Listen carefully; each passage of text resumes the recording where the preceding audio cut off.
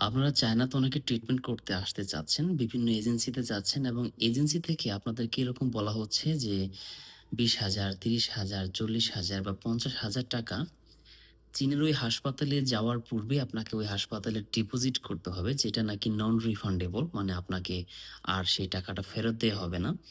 এই ধরনের কথা বলে বাংলাদেশের অনেক এজেন্সি কিন্তু আপনাদের কাছ থেকে টাকা-পয়সা হাতিয়ে নিচ্ছে। আমি আজকে একটা সত্যি কথা বলি।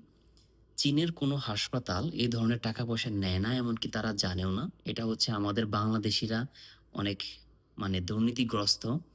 যার কারণে তারা এরকম করে আপনার কাছ থেকে টাকাগুলো হাতিয়ে নিচ্ছে আপনার দুর্বলতা বা আপনার অসুস্থতার সুযোগ নিয়ে। আপনারা সবাই সতর্ক থাকবেন। এ ধরনের ধোঁকাবাজি বা বাটপারের খপ্পরে পড়বেন না। চীনের কোনো হাসপাতাল থেকে কোনো রোগীর কাছ থেকে ইন অ্যাডভান্স কোনো ধরনের টাকা-পয়সা নেয়া হয় না।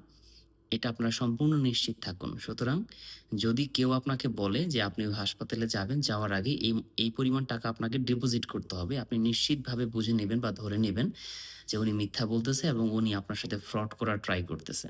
দরকার হলে আমার এই ভিডিওটা বের করে আপনি তাদেরকে দেখিয়ে দিবেন।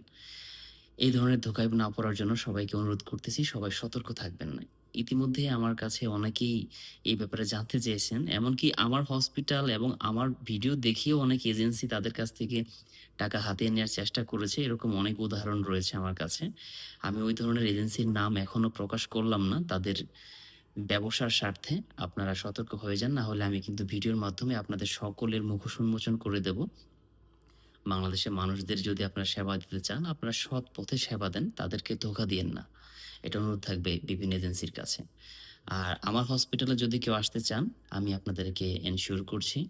এখানে আসার আগেই কোনো ধরনের টাকা-পয়সা হাসপাতালে ডিপোজিট করতে হয় না। এ ধরনের কথা যদি কেউ বলে আমাকে জানাবেন। আমি কার্যকরী ব্যবস্থা নেব। ধন্যবাদ।